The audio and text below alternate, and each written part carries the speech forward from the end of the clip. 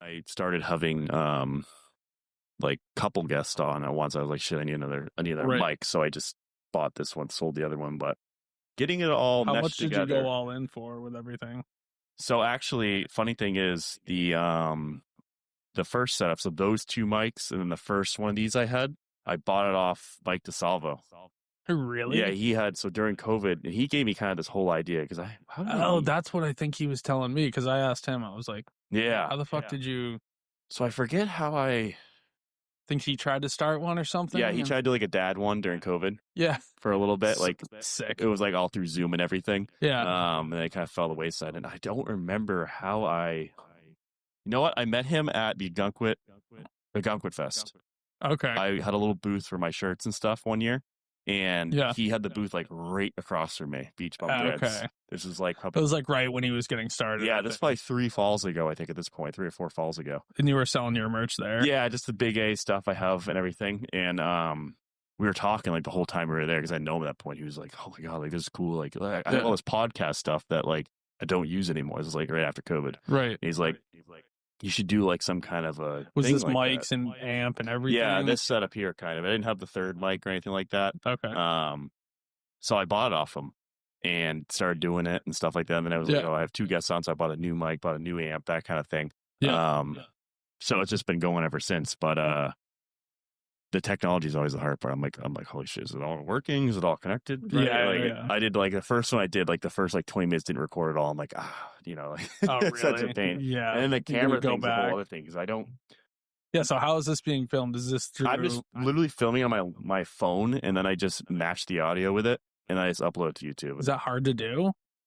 What the way I do it's like very rudimentary. Like it's Right. not hard to do, but there's definitely better ways to do it.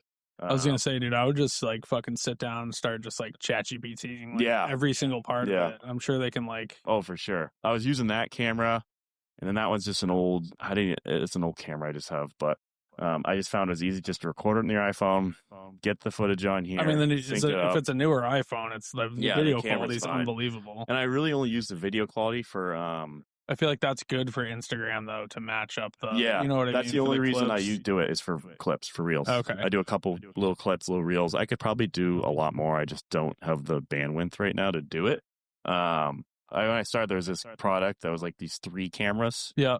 And they were all linked to your phone. You could like go between 3 different views. That's It was sick. a cool concept, but the way it worked just did not work at all. It was Right. it was like these Chinese cameras, and they were just like, so I ended up selling those. I was like, this is too much of a pain in the ass. Yeah. But so Yeah, that does kind of suck.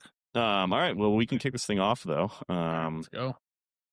So yeah, so here with Brady Inns. Is that how you say your last name? Inns? Innes. Okay. Yeah. Brady Innes. Yep. Owner of Hoppi's Barbershop. Yep. You guys have 3 locations now, right? Yeah, so I got Hoppies in Kittery. That was the first one. The business I bought, it's like 4 years ago now, almost to the date. I think, what is it? Yeah, it was late September 4 years ago. Then opened Hoppies at Long Sands Road. That was 3 years ago. Yep. Fun fact for you, I don't know if you know this, but my uncle was Dick York. Oh, That okay. started No shit. down Wow. there, York's That's Barbershop. cool. Yeah, so my uncle was. So we used to live next to him on Pine Hill Road. Oh, really? Yeah. Oh, yeah. We were at 2 Pine Hill Road. Oh, nice. And Rainey, the landlord. Yep, that's my cousin. Oh, okay. Rainey Trombley. Yep. Yeah, and Melanie. Yep, Melanie. So I'm directly related to Melanie. Okay. But yeah, I grew so up on Pine you know, Hill like Road Mike too. Wilford. Yep, I know Yeah. Mike Wilford. Yeah, I cut his hair. All them. Yep, yeah, he's my cousin. Yeah, Rainey came up to me like when we first moved in. He's like, "Hey, you're a barber?" Like, he's, next door, he's a barber too. That's our family. Yeah, that's Mike. Pretty Probably. cool. Yeah. So I used to. I got my hair cut by Mike my entire life, basically. Obviously, using my cousin, but when he closed down officially at his place on Pine Hill Road, I was like, oh shoot, I've never gotten a haircut from anyone else my entire life. Yeah, dude. So I was like, Good thing okay. Caddy was a I was barber. like, Caddy's You a were- barber. I'll run down there and get my hair cut. Yeah. So, No, I think that's when I first met you. Was probably when you were coming to the Kittery store. yeah, for sure. So that was probably 4 years ago, 3 or 4 years ago. Yeah, it was a few years ago now at this point. That's funny. But yeah, so it was Dickie, and then Mike took it over for a while on the whole thing. So Yeah, it's funny too because when we opened in New York, everyone was like, oh, like my kids got cut here when they were, they were Yeah. like 40, 50 years old. Like, oh, my kids got cut here and we've been coming here forever. And it was cool. Actually, Dick's wife, I don't know her name. Sheila. She Yep. came in like right after we opened. It was pretty cool. She was like, hey, I'm just popping in. Like, good Yep. luck. The place looks great. It was super nice. Yeah. So he was my uncle Greg was also a barber who was so my grandmother's brother is Dick. Okay. And he had another brother named Greg. Okay. He was also a barber. Too back in the day. That's awesome. He passed away young, but yeah, they were both barbers for a time period there. Yeah, and then I met with Jeremy one time, like years back. This was like before I even opened the York shop, and because he had ownership, I think after. Oh, yeah. So because my uncle Dickie left like to Mike, and then Mike I think sold to Jeremy for a time period too. Yeah. And I like came in there actually, and I think he was trying to sell the business or something, and like the timing just was kind of weird, but I saw the place and I walked in it and talked to him probably like real quick. It was like 10 minutes, but I was like, this place is cool. This place, it's a good, like, seems like a staple of. It's got a long history too. A huge lot of history. People go there, get their hair cut and stuff. So it's great. It was a great place to work. It was sad. Just like the last like 2 months, like because me and Chris were there from day one when we opened 3 years ago, November 23 or 22. And it was tough leaving just because it's a small space, but it's just like it does feel like like a barbershop, so like a family kind of homey barbershop. Yeah, it's cool. It's literally like 250 square feet. So yeah, it's a small place. You're just like small. mashed in there. Yeah, there's 3 chairs in there, and then like the line of chairs along the wall, and you sit there. But yeah, I got my first haircut there, and I always went there. We had the lollipops and all that stuff. It was always what we did. My mom would drop us off there, or stay with us, or something like that. That's super funny. I got a lot of haircuts from Jeremy, Mike, Michael Dickey, and then what's her name that used to work there? Eileen. Yeah, I think it was Eileen. Yeah, the she's 4 super of them. nice too. Got a lot of haircuts from all I think of them. she still works in town. I think she's at Cuts on One. Yeah, maybe? I think she is. Yes, I think she is down there. I think I went there once when I was in between everything. Well, I found a place in Perkins Cove, like before Cape Netick Barbershop, the 3rd location, ever became a thing. I think it was like last spring. And it was in Perkins Cove, like past Billy's, kind of in that like whole like area. And it was sweet. Like I love that area. When we lived on Pine Hill Road, like us, the kids, we would always go down there. So we have a ton of like good memories down there. It's just such a cool place. But there was a place for rent. And I like saw it. I'm like, no way, this is like a thing. And I called the lady. I was like, hey, like, want to open a barbershop here. I think this would be sweet. And like, she's like, oh, you're a barber. And I think it was Eileen's mom actually that owned the property. Oh, really? Yeah. She's was like, it down like past? Like, it was kitty cornered past the bridge. Yeah. Okay. Yep. It was like one of the like little places maybe right there. Yeah, it was a tiny place where past Mike is like now, Beach Bum, MC's. Yeah. On the left there, way at the end. Okay, yep. Oh, yes. And she's like, my daughter's a barber. Like, that'd be so cool. And I think she had somebody that already, like, committed to the space. I was like, I've always wanted to be in Ogunquit, too. Yeah. Like, open a shop there. Yeah, and that's a tough space. I mean, even Ogunquit's a tough area just with parking and stuff, I feel Parking is the biggest thing with a barbershop. Mm-hmm. It's very, very big. That's why the York shop worked out so perfectly. Mm-hmm. One of the main reasons is because ease of access. You have 100 parking spots. Yeah. And you have a bank right there. Yeah. So any single angle, somebody could, can't get access to money, ATM, can't park right there. You can park. So it was nice. Yeah. There's not really a barbershop in Ogunquit. I don't think there's no barbershops in Ogunquit. There's no barbershops in South Berwick, and there's no barbershops in Elliott. Really? Kind of crazy, dude. Wow. Yeah. South Berwick and Elliott have no barbershops. Wow. There's hair salons, I'm assuming. Yeah.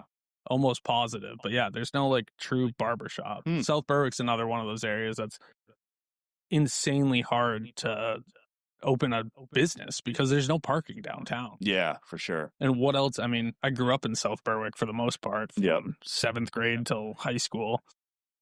The downtown is tough. Yeah. I mean, you see a lot of businesses come and go there. Yeah, I just saw it. Like the town itself definitely growing more than it's ever grown been. A ton. So many young people moving there. It's like prices are better for living and stuff like that. And I think the town has definitely come a long way. Yeah, I grew up in like my mom and my stepdad lived in like we were on Emery's Bridge Road, if you know where that is. But it was like call it like the sticks, dude. Like there's nothing out there. You had to drive 25 minutes to get to the middle school like when I was growing up. But yeah, I love the downtown there. I love like Lee Frank's. It's a great spot. Yeah, Lee Frank's. They have that Oddfellows Tavern down there. Oddfellows is good too. Trying to think of what that used to be. We used to go there all the time. This crazy appetizer deal. It was Really? Sundays they had like $5 nachos, and you could just like it was too much food. You'd throw up if you ate it all. Yeah. Yeah. No, Oddfellows is great too. I've been there a few times. Yeah, there's like I feel like some of those buildings you can like come on the market and come off the market. Like there's been one on Main Street that's been listed. I want to say with Keller Williams. It was a build out though. Yeah. But that brick building, I know they've talked about doing stuff with that before. Either it's like where the South Berwick House of Pizza is. Yeah, it's down on the right there, kind of. Yeah, where that old there was an Italian restaurant right in that. Yeah, they just recently closed. Yeah, they did. Yeah, I heard great things about that place, I did too. And that was a sister restaurant, I believe, to the place in the Foreside. Mm-hmm. A little small Italian joint. Oh, really? Yeah, that was a sister restaurant too. Oh, wow. I didn't even know and that. Before that, it was it was like a health food, like lunch type of place. Engrain, yeah. That was good. I went there when I was in high school. It was really good. I was sad to see that close down too. I know. See, I get to South Berwick, but I'm in the country because I'm seeing my mom. So I like the downtown area. I hardly drive through anymore. Yep. But yeah. Every time I do go down there, I like to check it out, and there is a lot of cool stuff down there. Mm-hmm. It seems like it is pretty up and coming. Yeah, for sure. No, I think you're looking like Kittery, Forsyth, South Berwick, downtown, like all these downtown areas that are like used to not be like up, like they used to be pretty slow places and stuff like that, especially when, like probably like, they were like mill towns almost back. But now that you want to try to live anywhere near the seacoast, I mean, I feel like South Berwick could do. I don't know what they could do, but I feel like that downtown could be very. Yeah. And I know they have like a revitalization whole committee and stuff within the town that they've been talking about for years down there. But it just seems like it's a slow going kind of thing on their side. But yeah, as people start, especially young people start coming back here where they grew up, like you can't really, it's not really feasible to have your first home in York anymore. Or like even it's wild though. Even a lot of the people that I cut from South Berwick, Elliott, you'd think they'd be people that I knew growing up, going to Marshwood and stuff. Dude, they're all people from Massachusetts. Yeah. And they're like, sold their home for a ton of money down there. And then they're getting a deal in South Berwick and Elliott, even though it's high to a lot of people. That area, especially Elliott. Elliott is like tenfold, I feel like, in the past like decade. Oh, for sure, yeah. Very, very nice. Had a bunch of friends that grew up like on Pleasant Street, which is like technically South Elliott, I think. But that area is gorgeous. I mean, you're 5 minutes from Portsmouth. Yeah, a lot of places are even like walkable towards like the Portsmouth line and stuff like that. Yeah, that's kind of where they are. They got that bridge view right on the river there. That's kind of why Kittery Forsyth has exploded too. It's like you can walk right into downtown. Dude, I love that area too. Like the parking. Parking's a whole issue. The parking is violent down there, dude. Yeah, Forsyth, Agunquit, South Berwick. It's like parking's always, even like York Village. Like York Village is another like example I talk about a lot. It's just like there's no real draw down into the village for people. But if there was a draw, you have the same issue. Like parking is just an absolute nightmare down there. I know. There's a lot of people in one space at one time down there. It's like, where are they all going to park? And I think that's a big issue why York hasn't done a whole lot for it. But I heard something about the bagel basket, though. I don't know if they were, something's going on. Yeah, they had something in the town to build. They want to do a huge kind of condo building stuff. I feel like that would be good if they got business units down there. Yeah, a lot of people complain about it. A lot of people complain about, oh, they're going to ruin this and that. I'm like, no, why don't we? I don't think they would, because even if you think about it, because my fiance works at Chapman Cottage in the York Harbor Inn. Yep. Like all that stuff's walkable from York Village. Oh, for sure. If you think about it, especially in the summer. I mean, maybe not in the winter, but if the sidewalks were done up and they had businesses there, I feel like that could kind of... Yeah, it's not like they're proposing these crazy skyscrapers or like that. Like they're really proposing like on that land next to Bagel Basket, like some condos, some houses, some business storefront stuff. I feel like that'd look cool. Yeah. It'd be great and for York. Filling a need for housing. Like the same people that complain about it, the same people that complain we have a lack of housing, in this area. It's like, yes, the prices are high, and they're not what they used to be, but that's just like look where we are, though. Yeah, that's a product of what we are. Like it's a tourist town. It's drawn a lot of attention recently. And it's the same thing in Kennebunk and Agunquit and any of these coastal towns. I mean, these are the nicer areas of Maine. With that, demand's going to rise, and it helps the people that live here to an extent. Like if you own a business here, like those people are spending money. I think they've done a great job. A lot of people I've heard complain about like Morehouse and that's not affordable. I think it's not bad. The one next to Hannaford and the one across from the paint store right on Route 1. I think that stuff's great. I think that brought a lot more people here. And I've met a handful of people that are, I think one kid I'm just like recalling off the top of my head was like a engineer student in Mass, moved up here for his job. He got a job in New York for some engineering thing, and he has a 1-bedroom there, and it's like was very reasonable. Yeah, they're reasonable rental price for sure. And I think a lot of people like think like you're not gonna like if you grew up in New York, like you're not gonna like buy your parents' house as your first house, or similar to your parents' house. Like even your parents had a starter home that wasn't where they're living now, most likely. Like it's something. Maybe it's a dump out somewhere else, like in the country or like more inland. We're talking. That's why the boroughs they've grown a lot of demand. But your first home's not going to be exactly what your parents' home is. Like the price is high on it, but they had a home before that too. That's like a much cheaper home, and then they became more established. They sold that home and they moved into York or something like that. I think it's just at a higher level than what it used to be. Like the numbers are a lot bigger than what they used to be. But more people here, more demand. More demand. Prices go up, inventory goes down. But with those more people brings more opportunity and more kind of business, I guess you could say too. No, I don't think that's a bad thing either. I think that just goes back into the town and helps out a lot of the... for sure. And then more of these like housing project stuff that get shot down in the towns, like the less... Just heard one recently about off Spur Road there where the old courthouse was. I don't know if that was the town. I think the town owns that courthouse now, but it's just been abandoned for... That's another place where you could have a Morehouse. Yeah, you could have and it's gonna go like it's the same thing on the corner where they put the new stoplight on Route 1. That house that sits right there on the right. Is that what that was all about? Well, it's a different one. So that the town owns that too. That big brown house. And they're gonna have a controlled fire. Yeah, they're gonna tear it down. Yeah, and I'm like, all right, when we bought it, 10 years ago, if we had kept up with the maintenance on it, used it for something, we wouldn't have to burn it down and. Rebuild just sat there empty, like rotting away for 10 years. It's like, why didn't we do something with it? Why didn't we make it like where the town planners could have be or something? Back before we had the new town hall, like we could have put some people from the town in there, could have office space in there, like or something, I think the town just let it fall to the wayside and just kind of sat. And then they're doing the same thing with the courthouse. That's just sitting there. There's nothing going on there. Soon enough, that'll rot into the ground too. But it could be good for housing. You put a few probably apartments in there and absolutely have the same type of deal in there. But so you guys, your third location you guys opened up. Yeah, Cape Netick Barber Company. Yep. 1132 US Route 1. So next to Brian Sleeper, Fog Brothers, Rainmaker Irrigation. Yeah, right across from Rick's Cafe. Yeah, that's how I was describing it to everyone. Yeah, like, what, you're moving? Like, yeah, it's right across from Rick's. Yeah. But you're keeping the Long Sands one. Long Sands is staying. Kittery's staying. Yeah, it's just an expansion off of just that. An expansion. The space, I went and saw it. I kind of always have my eyes open, but I saw it and I was like, oh my God, this is insane. And the price was right, things looked good. It was already a salon. So like that's the biggest thing, I think, especially opening up barbershops, expanding barbershops, is like if the infrastructure, the bones are there, like Long Sands shop was already a barbershop. Yeah, exactly. So you're just going in, cleaning up what you need to clean up and putting your stuff in.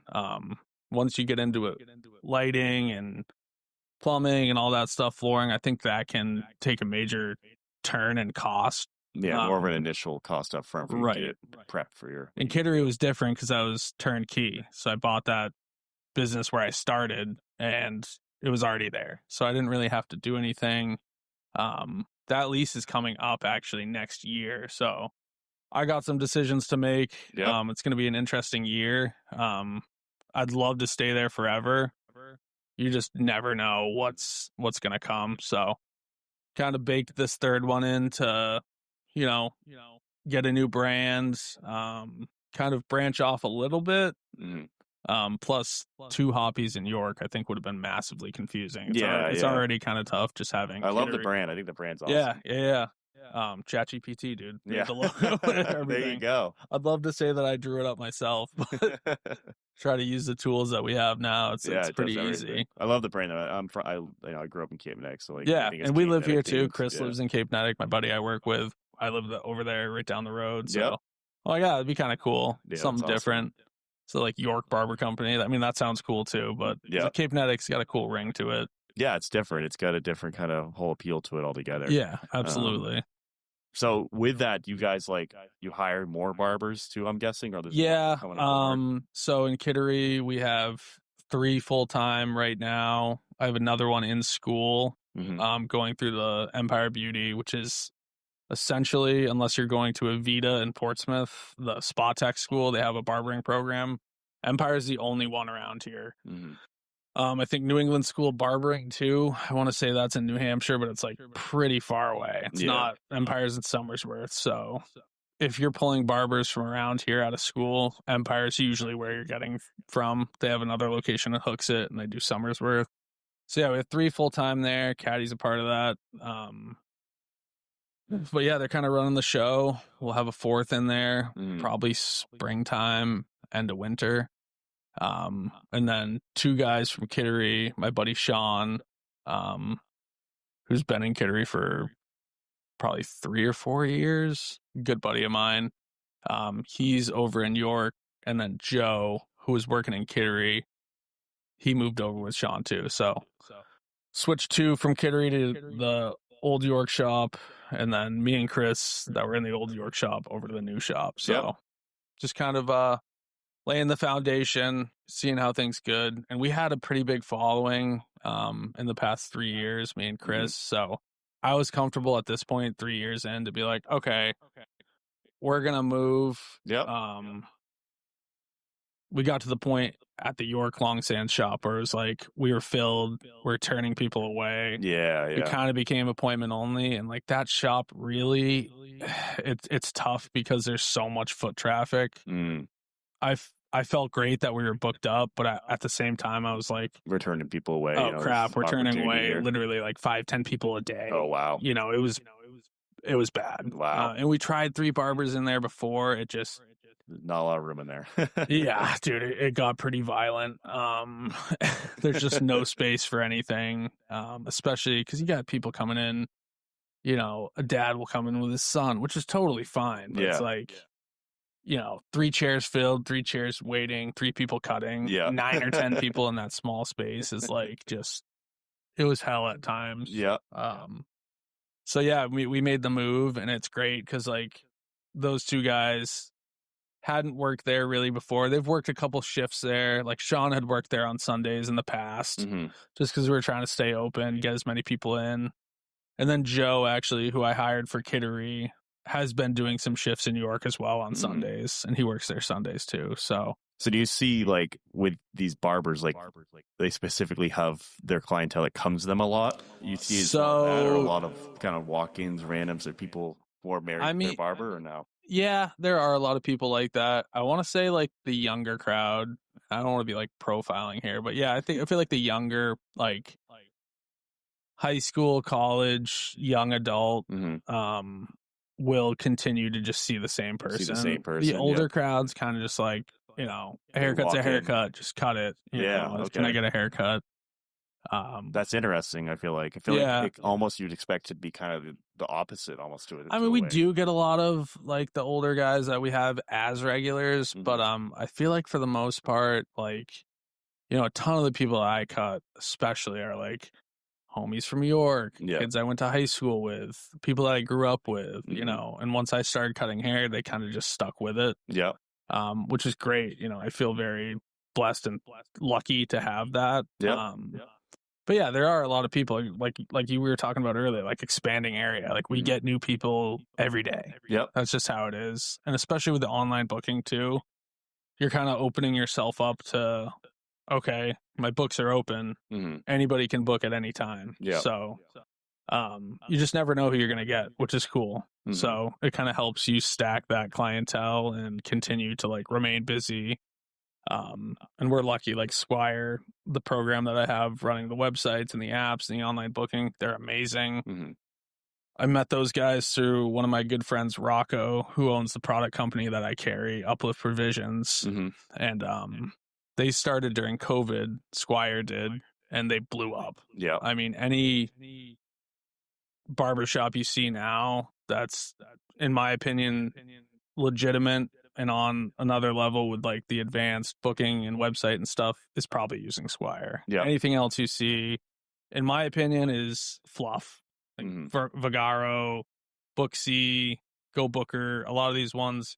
It's like, I don't know if you're probably an Apple guy, I'm assuming. Yeah. You seem like a smart dude. That's how I compare it. I always compare that. I say Apple versus Android. Yeah. I mean, Android's great. It gets the job done. Yeah. Apple, a 6-year-old They could just pick it up they and be like, streamline okay, it, yeah. this is easy. It's super simple to do, and they don't make it like a whole thing. Exactly. With a million different things. Yeah. No, I compare it like that all the time. Like, and it's funny because you like, even like if you do Apple versus Android, you see a lot of people that like use Android, usually like the older people that don't know how to use or Samsung. My dad. I fight buddies with that all the time. Oh my God, Samsung's so much better. I'm like, no, it's not. It's such a better phone. Like, it's got way more advanced technology. I'm like, it does the same thing that my Apple does. I'm also simple, dude. So I'm just like, I want to click 2 buttons. It's always like the older people. Like, my dad always had an Android his entire life, like growing up stuff, and he'd be like, couldn't figure out how to do something on. I'm like, Dad, I don't even know how to do something on that. Like, I can't help you. Like, why don't you get an iPhone? It's simple. Finally, we like broke him. Like, just years of just telling him, and he finally got an iPhone. And it's like, yeah, now we can help you when you have an issue, or something like that. Nice. But yeah, I feel like because when I used to go like the barber, like, and this is probably pre-COVID more, is like you just walk in, like you just like kind of thing. But then with COVID, they probably had to book out schedules, and so COVID, I feel like, was the best thing to happen to barbershops if you were on top of things, because it changed the game from like the walk-ins to call-ins, which leaves room to get kind of bent, dude, because there's no liability for that appointment.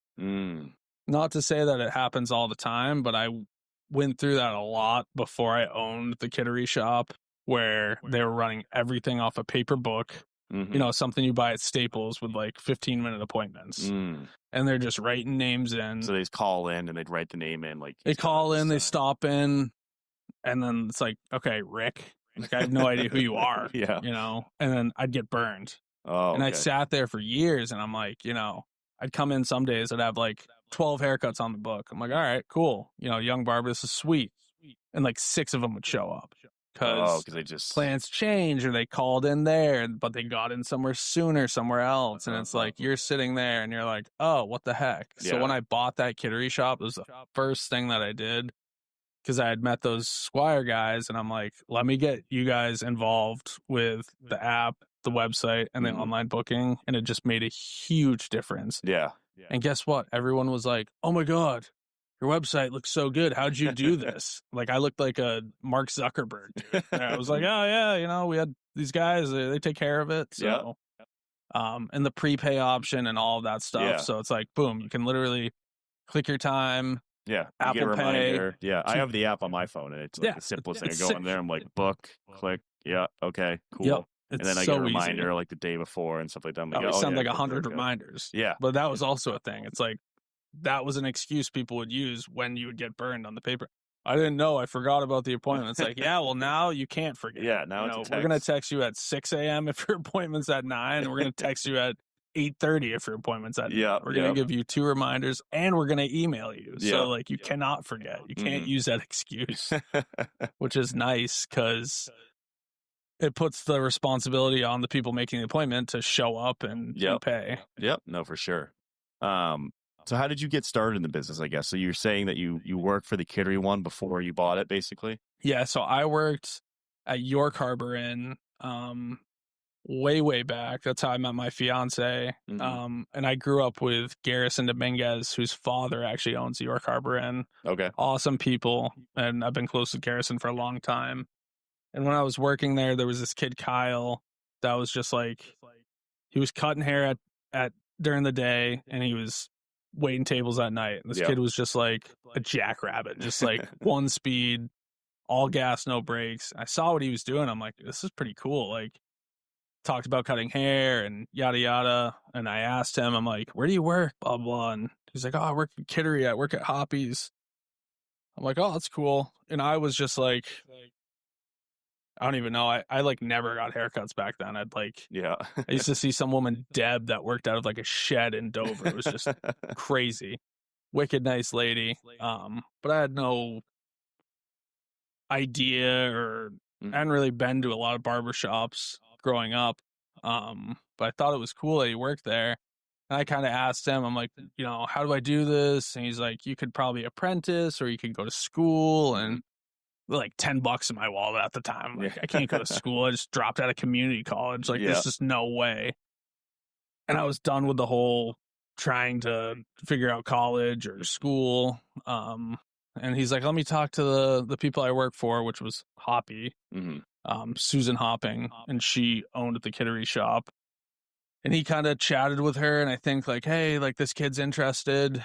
And like long story short, I think at first she was like, no. And I was kind of like, oh, all right. And then I think they had to change of mind because they were so busy. Yeah. There was 3 of them working there at the time. And I went and talked to her, and she was kind of like, yeah, we'll see. And then like a week maybe or 2, it's so long ago now. It's almost like 9 years ago.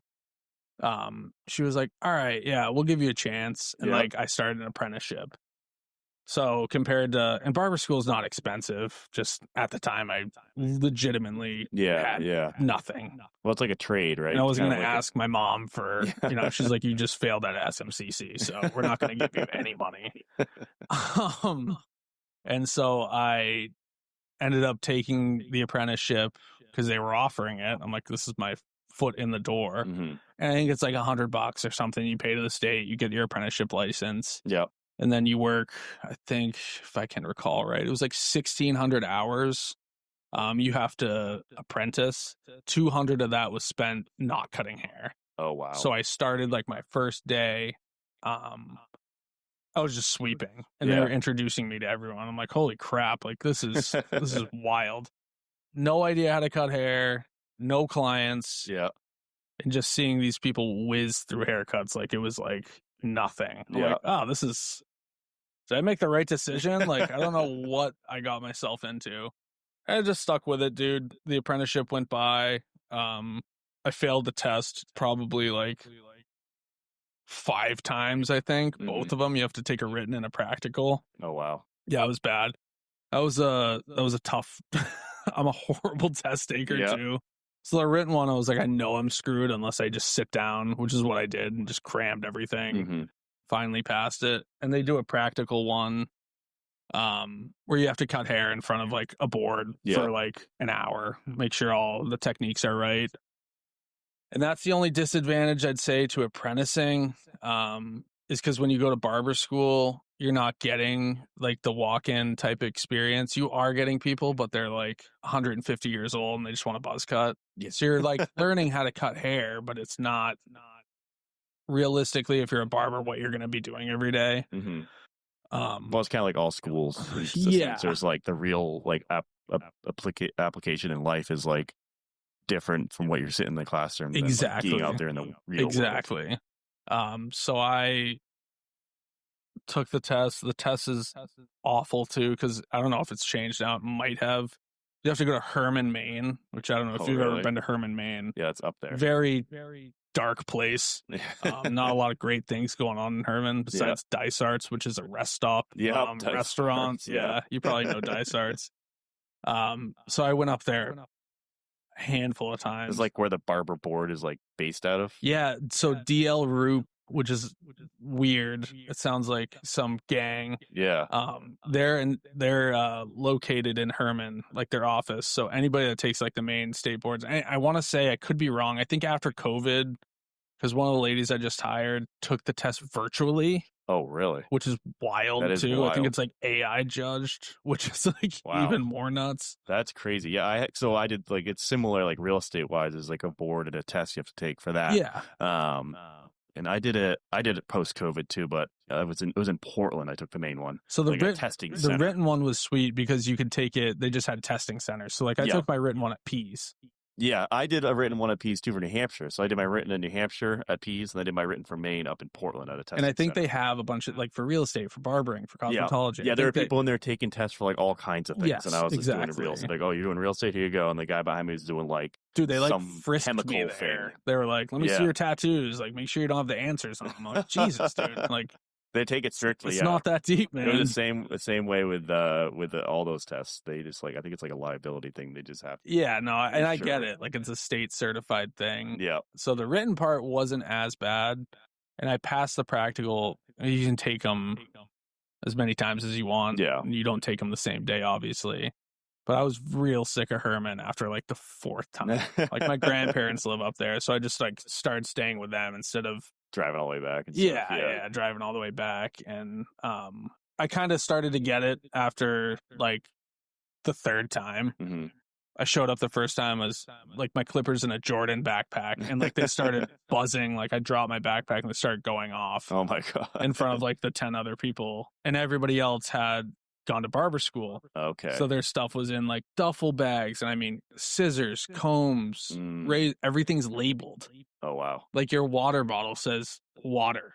I'm like, what are these people doing? Yeah. Like, but that's what they wanted. That's what they wanted to see. Like, that's what they wanted to see. There's a certain, thing that they score you on. Mhm. And after, like I said, like the third time, I'm like, oh, okay. Yeah. Like, they want me to act like a robot. They don't actually care. I'm like, I'm trying to give this because you cut on a mannequin. Okay. I'm like trying to like line up a mannequin. And I'm like, oh, they like don't care if like Yeah. the lineup's crispy. Like, they want to see you like doing scissor over comb and clipper over comb and all of these other techniques that they're just scoring you Just off checking of. the box and scoring it, basically. But it was wild to me because all these people that went to Empire, like, they're like robots and they were doing everything perfectly. Mhm. But because when you're at Empire, they're teaching you all of that. You practice the They're test teaching like you to 100 pass the times. test. Yes, Yeah. Yep. yes. Now that makes sense. And so I was like, oh, okay. This is like the downside of apprenticing. Yeah. Well, that was like especially in a busy shop. Yeah, in like the real estate classes I took to like the real estate stuff. Like,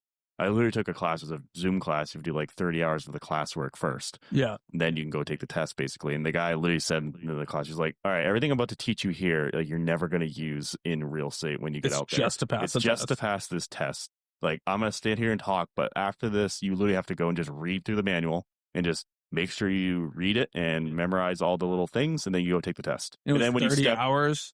the class was 30 hours. So Okay. it was like broken up into like Okay. 8 sessions or something like that. Okay. And I just went and took the test, and then like they're like, yeah, once you take the test, You like, passed first time?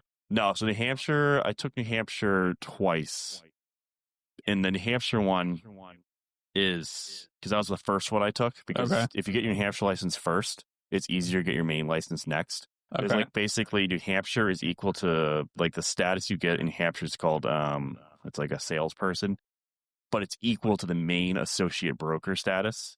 So if you get your New Hampshire license, you can't sell any houses in Maine? No, but you have to have your Maine license. Yeah, okay. So Okay. if you get New Hampshire first, you can just go to Maine and take their associate broker test. You don't have to do any classes, don't have to do anything, and you just get your license. Just Okay. take the Maine portion of it. But if you get your Maine first, there's a step below the associate broker license. That's Okay. like something, and you have to go through all these extra hoops to get your associate broker license. Yeah. So I went and took New Hampshire, national and New Hampshire base tests. That took a couple tries. And then you go over to Maine, you just take the Maine one. Okay. That's it. All And right. I was able to pass that once because it was just it was like the same question, just altered a little bit because Maine has slightly different laws than yeah. New Hampshire, you know? All right. But yeah, basically the guy was like, yeah, you're never going to like really hear 90% of these terms ever again or like use them. Like, Dude, I was doing you're- chemistry on the literally barbering thing. I'm like, he's like, you're going to get in the real world and you're just going to be like, you're all your you got to learn. Like, the only way you're going to learn how to do real estate is go out there and do real estate. yeah, You know? exactly. It's the same with barbering. People will probably hate you, honestly, if you're using the terms that they use on the test. Yeah. I had a kid that worked for me once that was like talking about, you refer to hair as like follicles. It's like, dude, people don't want to hear that. That's Yeah. just cut their hair, do a good job, and Yeah. shut Make up. it look nice and they're going to be happy with you. Yeah, literally. Do you see most of the like newer barbers that you get and stuff, do they most of them just go through school now? Is there like a Yeah. lot that even do apprenticeships? No, I mean, unless you really want to like take the time, 1,600 That's hours. a lot of hours. That's a ton. lot. It took me a year, and then the test took me another year because I failed it 9 Yeah. billion times.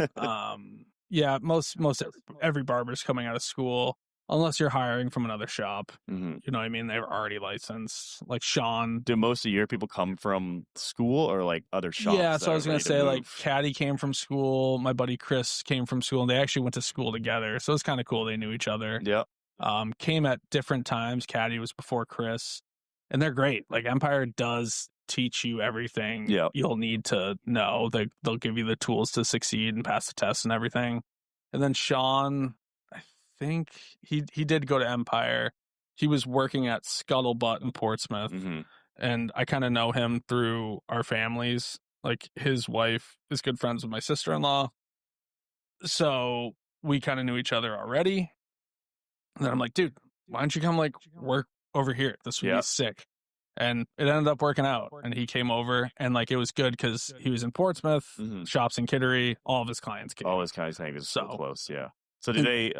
Is there like a like when someone comes out of school, like do they usually have a shop lined up they're going to, or is there usually Yeah, like a so they little bit have of a these time period they're looking at shop? they have these strange like workshops that they set up at Empire where like all the barbershops come in, and it's like career day, Really? and you set up a table, and like we'd always just show up. Like I've been to it probably 2 or 3 times trying to hire people. It's just like you set up a booth, you can bring merch, Yeah. You just tell them. you can bring nothing. You just be like, hey, we're Hoppies, we're in Kittery and York, and Yep. you know, just get to know them, kind of see what might be a right fit, what might not be. Mhm. The barber schools now, it's interesting. Like I know back probably 5, 6, 7 years ago, the kids were stacked. There was like 20, 30, 40 a class. Wow. Now, geez, I think the last one I went to had 5. Really? And then one of the kids that I hired, who's actually not with us anymore, he went to school with like 2 other people. Wow. So So is there a shortage of barbers, you think, or? I don't know, dude. I don't think so. I think the marketing, honestly, is, and I haven't been very vocal. Not that it's my place to, but the barber schools, I feel like, especially Empire, considering that they're the only one around, Mhm. I think they need to have way more of a pull in the high schools and Yep. all these other places that they're advertising. I don't think they advertise enough, man. Or I Well, don't it's think kinda they, like that they have somebody that's like really trying to dip into that feeder system where it's like, okay, like this is a great job. You Yeah. can make money. You It's can like a make trade career. almost, right? It is It's a yeah, trade. absolutely. And It's like- just like plumbers, electricians. Mhm. I just don't think it's thought of first. So like that might be it too. Mhm. But yeah, I've had chats with some of the people over there where I'm like, you know, why are the numbers so low? And they can't really give you an answer. So Yeah. I don't know. I mean, I think maybe a lot of kids think about like barbers as like these old men that have cut their hair Yeah. for, like their whole life too. So they don't really think about Absolutely. themselves like being in that position. But And I feel never like, thought about it either, especially when I was 18, 19, 20. Yeah, I yeah. had no idea. yeah, You know, I just kind of fell into it. I was like, oh, cool. And then you learn afterwards, like, oh, you know, you can make a living off this. You Mhm. can do well with it. Well, I mean, there's like plenty of people that do really well, and you talk about like you go to like cosmetologists, like those people make you pull in a crazy amount of money doing that stuff, Insane. all that, even barber, like I feel like barbering, like yeah, obviously it's like the price per like cut and stuff isn't as much as like a salon might be, but you can No, fit I always more. sell it. And this is exactly how I'd sell it if I was at Empire Beauty School. You want to make $100,000 a year? You show up to work 5 days and work 9 to 5. Yeah, It's not hard. because you can fit more people. You into don't that have to time be the period, too. best barber in the world. I'm not the best barber in the world. Mhm. Not by any means. And that's what's cool about it too, is you can get better every day. Yeah. There's always something you can learn. I guarantee you any cosmetologist would tell you the same exact thing. Yep. And any tradesman would tell you the same thing, Oh, whether for they're sure. a painter, a plumber, an electrician. Like you can always learn, you can always grow, Mhm. but there's no secret recipe to success, especially in barbering. You have to be not a shitty person. Like that's not hard to do. Yeah. Be open and honest with people, listen to people, and just try to give a good haircut. Yeah. And if you do those 3 things along with showing up every day, you're going to do great. Mhm. Once I got that and understood that, even when I was on commission and I didn't own the shops, I was like, wow, this is pretty good. And charging, shit, I think it was when I started at Hoppies, it was $16 a haircut. Yeah. And I was making 50-50 commission off that. So it was $8. Yeah. And then you keep the tip. Mm-hmm. So, you're starting with like $100 days at your best. Mm. Then prices went up and COVID happened, and that gets baked into a lot of prices going up along everything and whatever else has happened.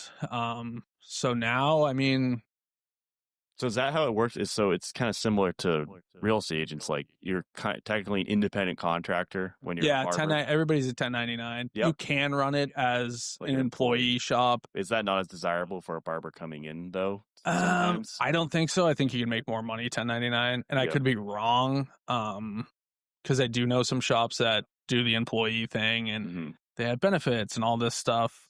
I think benefits are always the big thing when it comes to 1099 employees for sure. Yeah, that definitely gets a little hairy. But I think it's the same thing. Real estate, like health insurance, is like always our biggest cost because we're 1099 just person. But you can do like group plans, like that people offer. Like our company's been talking about that recently, doing some kind of a group plan that's like a better cost per person because you're all in a group doing it. Okay.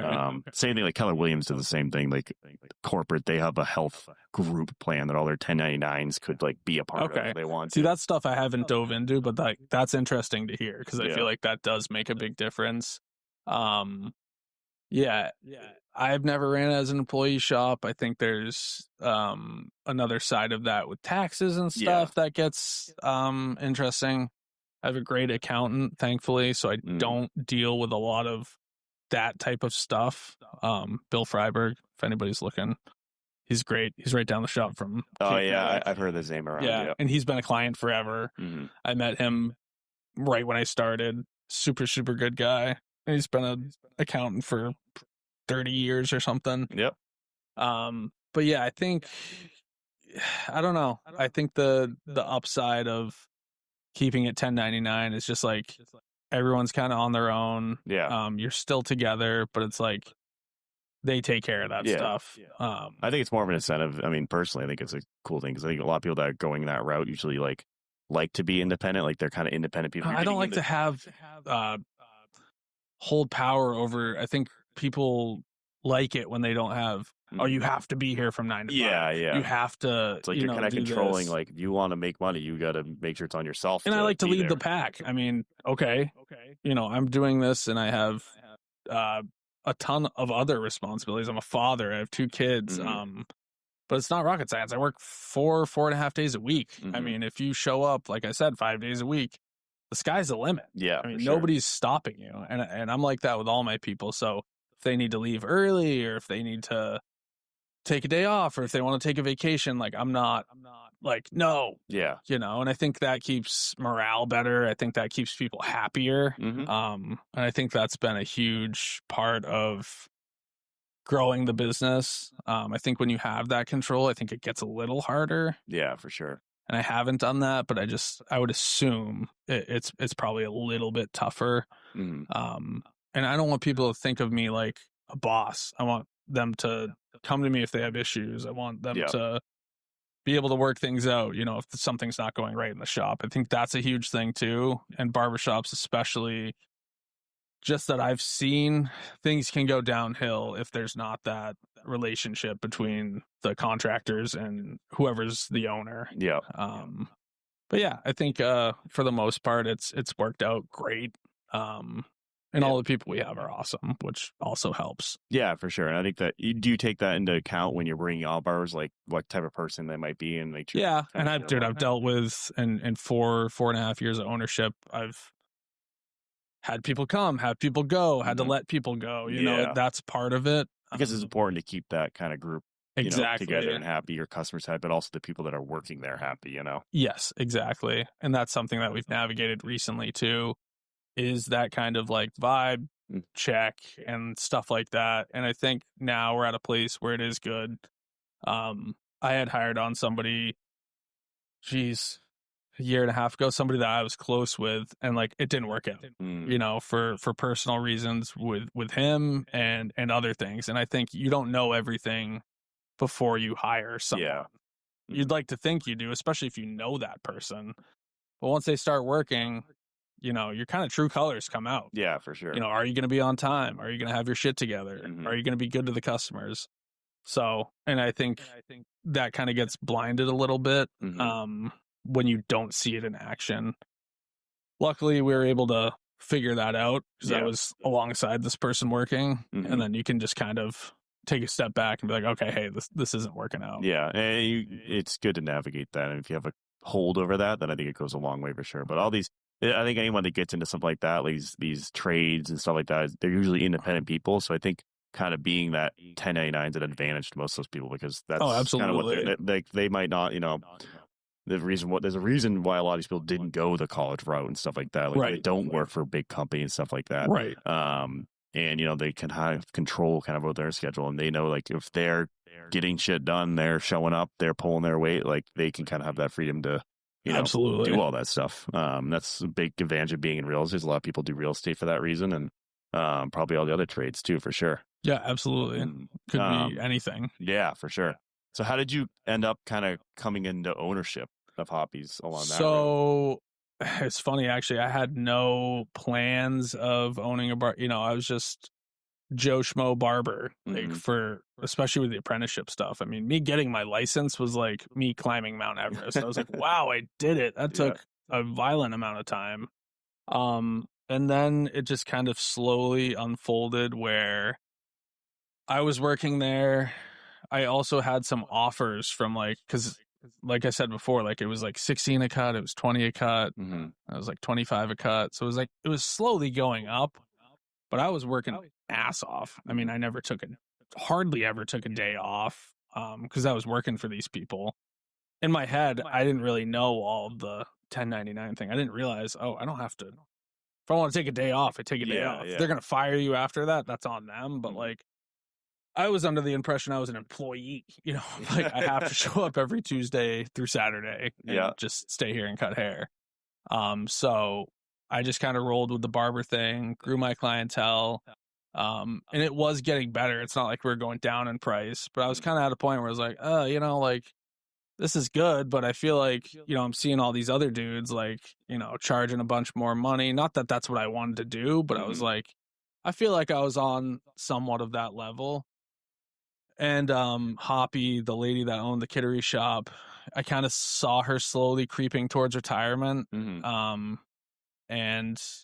I think just talks kind of slowly started to happen where she was like, I'm not going to be doing this forever and I might sell the business. And that kind of parlayed into, do you want to buy it? And I was like, I don't have any money. And then I just kind of slowly made a plan, continued to talk with her. And then she set a date where she wanted to be done. And we worked out a deal, and I somehow just kind of came through and bought the barbershop. And that I didn't realize at the time. And it was terrifying for me because I was, me and Megan were having a kid, and, my little one Crew was about to be born. And there was a lot of just I was just, as a businessman and a father, I was like, oh my God, this is it's always scary. all happening at once. What the heck? And I was excited and scared and all sorts of emotions, but we got the deal done. It was April 4 years ago, last April, I think. She retired. And I had bought the business that the next October. I think my timeline might be a little skewed. Yeah. But and then she stayed and she worked part-time for a little bit, but for a minute it was there was only me and her and one other person there. So it was okay, I had the shop, and I was even at a point where I was having imposter syndrome. I'm like, am I even good enough to own a shop? This is wild. But I kind of just kept my head down, stuck with it, really kind of dug into, okay, and I had a newfound sense of ambition, because I'm like, this is a sick shop already. They've done great. They've been there since 2004, but how can I make this even better? Yeah, and that's when I did the online booking, the website, little facelift, stuff like that, up the price $5. and I was taking 100%. Yeah. So once I did my first day in there and I didn't have to, get wrung out at the register and get, 60, 70%, I was like, oh, wow. Let me start coming to work at like 6 a.m. This is insane. Yeah. So I kind of like found just like a newfound sense of ambition, which I think really catapulted me to the grinding part of everything. And I slowly kind of was just like, all right, like we got space here.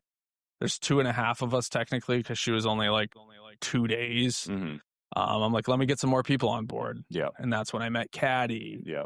And that's when I started to talk to Sean and they came on and we had 4 of us or like 3.5. Yeah. So then I saw that. I'm like, all right, let's just keep going. Like we have space for a 5th chair and, hired people. Had one lady, awesome lady, but it was like started to go through the business side of things where it's like, okay, everybody's not going to be as reliable as you think. So had this lady who was great, but it was like she worked there for 6 months, leave, come back, leave, come back. And I'm like, okay, this is insanity. Yeah. So, I was thankful for everybody that had put in time and worked there, but I was like really trying to build the culture and build a full 5-chair shop and I ended up hitting that. And then I think once I did, I had owned the shop in Kittery for a year. And then probably about a half year earlier, like I said, I met with Jeremy that one time because he was like, I'm trying to sell the shop. Yeah. And I was like, this is insane. Like I can't even run one shop. I don't even know what I'm doing. And it just so happened, and that's why barbering's great, is I had one of my good clients who knew the lady that owns that building in York. Yep. And he's like, dude, this is like my girl. I'm like, really? Like, you know this person? He's like, yeah. Like, I've known her forever professionally. Oh, that's awesome. And the spot's open. And I heard the price. I'm like, what? And I didn't need to buy a business. I didn't need to do anything. So at the time, it seemed insane that I fully built barbershop that you fully built barbershop. We had to put a ton of lipstick on it because it was sure, yeah. It was rough. Again, another thing that it's been there forever. And I'm glad I went through that before opening the 3rd shop, is because I kind of knew, okay, I need to spend money on this. I don't need to spend money on that. Yeah. I had a budget for the York, the first York shop, violently over whatever it was. And I was like taking my haircut money and then putting it right into it. And I've done that for the most part. I've had to do that. It's just put everything back into the business, which I think is a good thing. Obviously you're trying to build something. Yeah. So yeah, the keys came up for the old York place, and I just kind of took it, ran with it, made the transition. But it was only a year after I had owned the Kittery shop, so I had, my own reserves. I'm like, oh my god, I've been here for 4 or 5 years now. I'm just dipping. And honestly, I think it speaks to Kittery. I think it speaks to like the Navy Yard, a lot of that stuff. Like that community is very, very, very strong for clientele. And you had to put your trust kind of into the people that work for you too. Yeah, and Sean was monumental. Caddy was monumental. I mean, these people completely held down the shop, and I didn't have to worry about. There was hiccups, and it wasn't due to. Yeah, you got to work out. Whenever you expand or do something new, there's always going to be things that you're going to figure out. But the streamlines over time and just like kind of gets better over time the more you do it. Oh yeah, absolutely. So it was rocky, I think, for the first like month or two, and then that, like I said, that York shop was just so busy. Yeah, I was like, holy crap! And plus, they had left a bunch of people that were clients, kind of just in the wind. In the wind. So we had people. Some of the clients that I cut now are these dudes that like walked by that were clients of theirs when I was in there trying to like get flooring off the ground. And I have literally zero like contracting experience. So I was in there with like a jackhammer with like my buddy trying to like rip up the floors, and somebody would stop by. They're like, hey, are you guys open? Yeah, you want a haircut? It's like one of my guys, Brian, who I still cut now. We always laugh about that. But we got all those people, and then my like OG people from Kittery just followed you up. That's so awesome. It was sweet. When you have such a deep clientele base like that, they just follow you. And it really wasn't that far. It's not to be like, hey, I'm cutting hair in, Augusta now. Like, come Yeah, up for a yeah. haircut. It's like, yeah, dude, no way. It's only 10 minutes down the road. Yeah, it's not bad. It's probably some of your clientele was coming from York going to Kittery too, Yes, for exactly. sure. So That was huge. And I was living in York. We're raising a family in York. yeah, made your life easier too. I'd worked in York before. Like, a lot of the people I cut now, like, I used to work at York Harbor Inn with Oh, and nice, stuff like yeah. that. So it was kind of cool to, like, put those puzzle pieces together and be like, okay, yeah, no, I can cut out of here, and it's not going to completely, Mhm. dismantle what I've built in Kittery. Yeah, And anybody that I did cut in Kittery that, like, wanted to stay there went to Caddy or went to Sean yeah, or went to exactly. anybody else there. So it was perfect, and they kind of got brought into that. So it worked out great. Yeah, and it's great for them. And even though they know you, they know they're still supporting something that Exactly. you're doing. They're just, Exactly. different person cutting their Which hair has at the end of the day. it's been huge. Mhm. And I appreciate all those people too, because it does make a difference. Like, Mhm. every single person that had continued to stay Yep, within the Hoppies family, it was awesome. that's awesome. So you're like kind of how much of like what's the future for this? Like you in expanding like I mean, mood. I mean, I know you just opened up the third Yeah, shop, so it's probably not three. an easy thing to decide now. But If you asked me 5 years ago, I'd say even owning one is nuts. And then opening the second one, I thought the same thing. I'm like, what am I doing? Like, yeah, it's all down to the people. I think if I'm going to continue to go the expansion route, I'm going to really need to strengthen the relationship with Empire. yeah. 'Cause you need Not that more it's barbers. bad, but you need barbers. Yeah, you need workers for and sure. and that's a huge thing. So, yeah, I'd like to. I mean, You gotta kind of push the barber mentality, I guess, the barber job, the exactly. barber career. So we're 2 weeks into the third shop. It's been super busy, which is great. All like OG people. I think Yep. we've had like 4 walk-ins. We also don't have a sign up yet. Yeah, so I don't even have a sign, and that's kind of we I have feel all like, that stuff kind of on the. York's a good walk-in place, but kind of up down the hill there without much signage, it's kind of tough for walk-ins. But It is tough. Luckily, like I said, we do have great people. So I think once this shop is where I want it to be, which we're almost there. We're like Yeah. 90% of the way there. We have a few things to tie up. We'll see. it's all about the right opportunity too. Yeah, you know? exactly. I don't want to jump into anything else, especially with personal goals that I have. Yep. So right now, I think we're cooling with it. I do like the fact that there's a new brand, Mhm. something else to kind of work on. Yeah, for sure. Definitely keeps you busy. And like Hoppies, I own the business, I own the name. Like, that's there to stay. Mhm. The York shop especially. We'll see what happens with Kittery. I'd like to buy that property. I just don't think it's going to happen. Yeah. That's kind of a lot of the big thing in a lot of these businesses when you start owning the property that you're kind of working out of. Too. Yep. So instead, Well, that way it could be a forever thing. Yeah, But and you like don't when have a to worry lease about runs it. out and It's a lot of there's no questions. restructuring of it, Mhm. what are you going to do? Yeah. I've thought about relocating it. Commercial property's crazy though right now. Yeah. There's just not a lot. No. So I felt lucky to even find this other place in York. So it Mhm. was kind of a backup plan to keep my people and to keep 2 shops at the minimum. I think just because we can support it clientele wise and brand wise. But yeah, hopefully a relocation in Kittery would be the next big move. Yeah. I'm not sure exactly what that looks like or where. Mhm. I'd even be open to like Elliott, Yeah. something like that. Like I said, there's no barbershops there, and it's still kind of in that area. The outlets I've looked at, Yeah. that's another just crapshoot over there. big question mark. Yeah. Yeah. Yeah. Didn't really always get a lot of question. answers out of the leasing agent over there. Oh my God. Yeah. It's always when you don't own kind of what you're at, it's always like when you own, it's like it kind of gets rid of most questions year after year. Well, I went in the spring and I looked at a place, and the lady is super nice. But she kind of knew the story, my other place, and maybe looking for relocation, and like they won't give you a price on a place. One of the places she showed me, I was like, this place is awesome. This would be perfect. It was 1,200 square feet. I'm like, I could have 6 chairs in here. There's a waiting room, a bathroom, a parking lot. She's like, yeah, but it's for sale. Oh. And it just sold, I think, like a couple weeks ago. So like that. Oh yeah. Yeah, I'm just trying to keep my ears and my eyes open. Yep.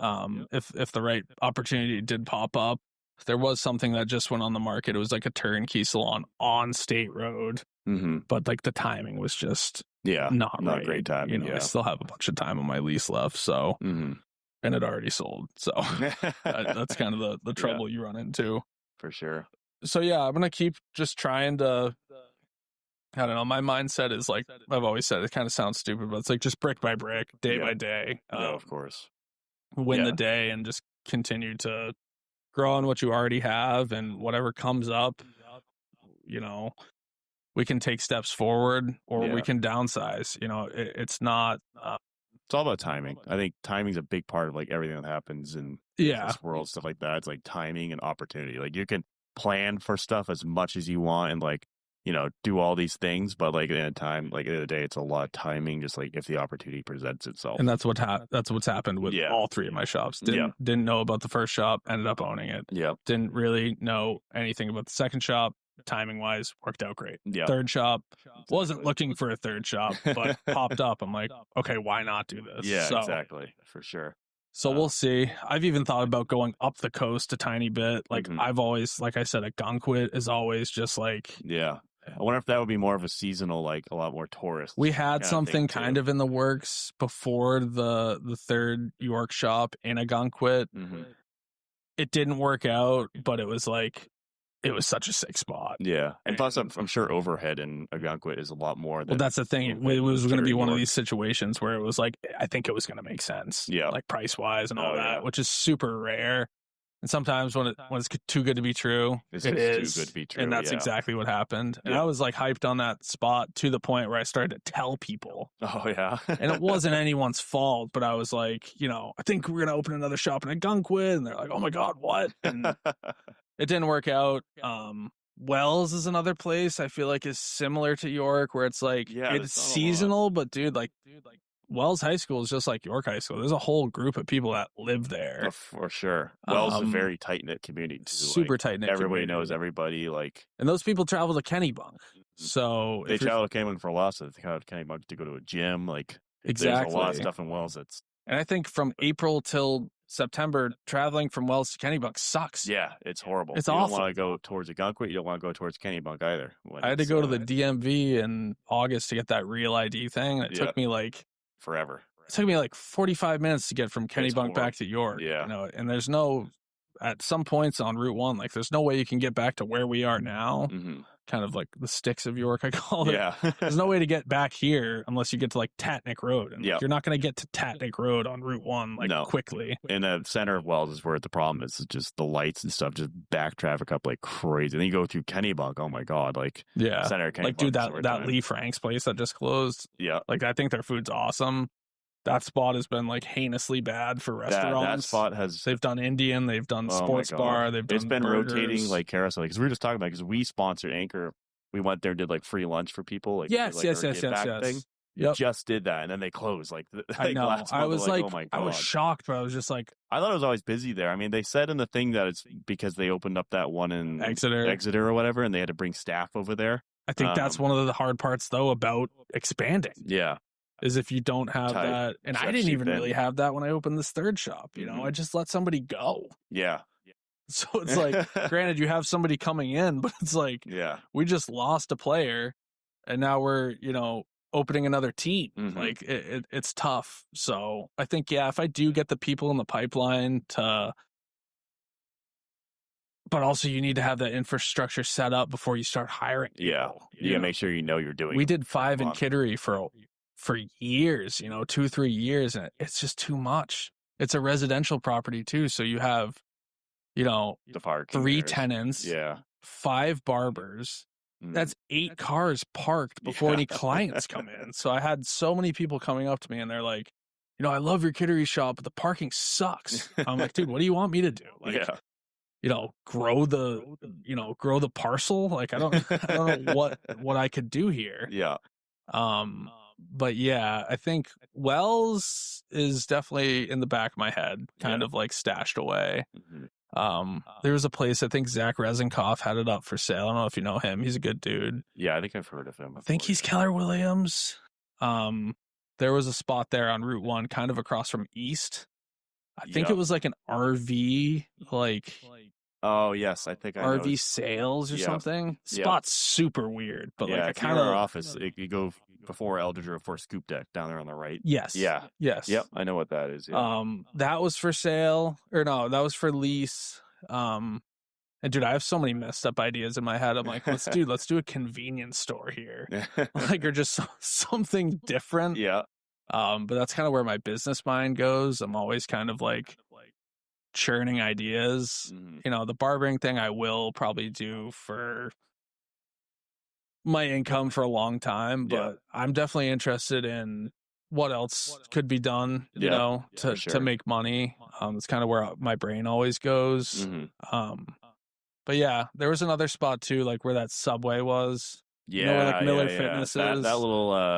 little thing in there, the little office commercial spaces in there. There's a whole Yeah. bunch of them there. Yeah. Yep. The There was. Subway was there, and I think they just closed recently. I don't know what they're doing. Oh, Subway closed? It's been closed for a couple of weeks. I don't know if they're gonna open. I Oh, think they're that's opening sad, back dude. up. I've had a bunch of sandwiches there. But Yeah, I always get sandwiches there. I'm hoping they open back up. I don't know why they we closed. need a Jimmy John's around here. I might become a Jimmy John's franchisee, dude. Yeah. Though that little area there is good. I think there's only like one barber maybe in Wells. I don't even know. Do you know that guy from Jimmy John's actually just kind of random? You know he's a billionaire. He's like sold Jimmy John's for $3.5 Didn't he billion. sell it? Yeah, he sold it to a huge company. I think. I think it's it was crazy, Jimmy though. John's. Yeah, he's like a billionaire. I was watching one of those interviews. You know that guy that interviews he's like a young kid, but he's made a ton of following just interviewing like millionaires and billionaires. I always see it on Facebook. Yeah. But yeah, he interviewed that dude. Jimmy John sold for 3.5 Yeah, it's crazy. billion. Sandwich shops.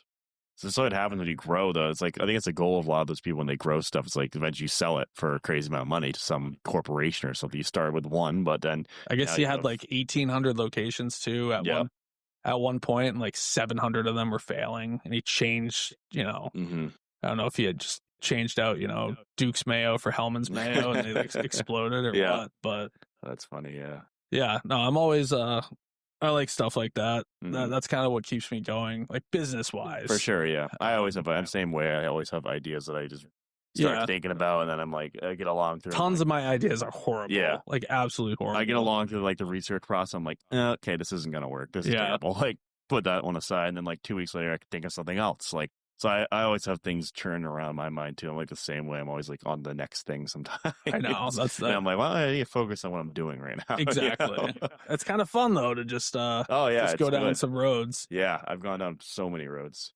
But awesome. Yeah, awesome. Anything else you want to shout out or anything like that before we wrap this up, I guess? Oh, thank you for having me on, dude. No, I appreciate it. This is awesome. It was had great a blast. talking to you. Yeah, it went by super fast. Yeah, it usually does. It usually feels a lot shorter than it actually is. But sit here and talk all day. But yeah, so visit, Hoppi's in Kittery, Hoppi's in York, Cape Nedick Barbershop Company, the newest location up in Cape Nedick. So be sure to check them out. You guys got to book yourself an appointment online if you want. Yeah, hoppiesbarbershop.me is the website for the Kittery and the York shops. And then Cape Nedick barberco.com for the Cape Nedick shop if you want to book. Awesome. But yeah, we're open 5 days a week. Perfect. Awesome. We're rolling.